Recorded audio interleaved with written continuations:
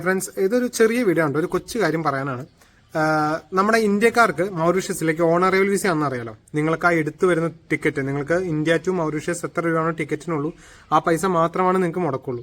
എന്നാൽ ഇപ്പൊ ഇന്ത്യയിൽ നിന്ന് നടക്കുന്ന പുതിയൊരു സ്കാമാണ്. നിങ്ങൾ ഈ വിസിറ്റിംഗ് വിസയിൽ നിങ്ങൾക്ക് വരണമെങ്കിൽ നിങ്ങൾ 5 ലക്ഷം രൂപയും 6 ലക്ഷം രൂപയും കൊടുക്കുക.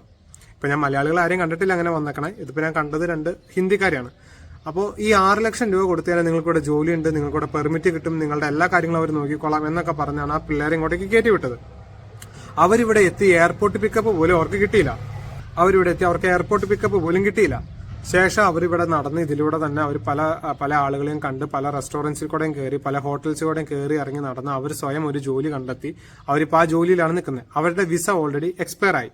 പക്ഷെ അവർക്ക് ഈ കമ്പനികൾ ആരും അവർക്ക് ഒക്യുപ്പേഷൻ പെർമിറ്റോ വർക്ക് പെർമിറ്റോ കൊടുക്കുന്നില്ല. കാരണം ഈ ഹോട്ടൽസിൽ ആർക്കും അവർ തൽക്കാലം നിങ്ങൾ വേണമെങ്കിൽ ഇവിടെ വർക്ക് ചെയ്തോ എന്നുള്ള രീതിയിൽ അവർക്കൊരു എന്താ പറയുക, ഒരു ഹെൽപ്പ് എന്നുള്ള രീതിയിൽ അവർ വർക്ക് ചെയ്യാൻ വേണ്ടി മാത്രമാണ് അനുവദിക്കുന്നത്. അവർക്ക് ഇവിടെ പണിയെടുക്കുന്ന കാശ് നാട്ടിലേക്ക് അയക്കാനോ അവർക്ക് മറ്റുള്ള എന്തെങ്കിലും കാര്യങ്ങൾ നാട്ടിലേക്ക് പൈസയുടെ കാര്യങ്ങൾ അയച്ചു കൊടുക്കാനോ ഒന്നിനും അവർക്ക് സാധിക്കുന്നില്ല.